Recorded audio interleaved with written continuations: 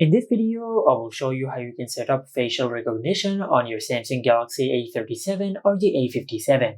Now to do that, just open Settings, and under Settings just scroll down and tap on Lock Screen and AOD.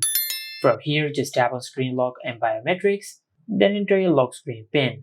Now over here, first of all, just set a screen lock method on your phone. As you can see, we have already enabled the PIN, but if you have not set up any screen lock on your phone yet, just set one from here. After you've done that, now under Biometrics, just tap on Face Recognition, then tap on Continue. From here, just tap on Register. Now just place your face in this camera frame, then just move your head around so that your phone can scan your face. Now I will quickly register my face.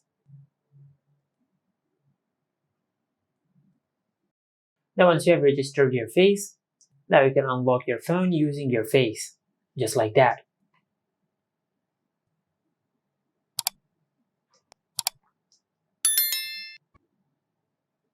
And this is it. Make sure to like, comment and subscribe. Thank you for watching.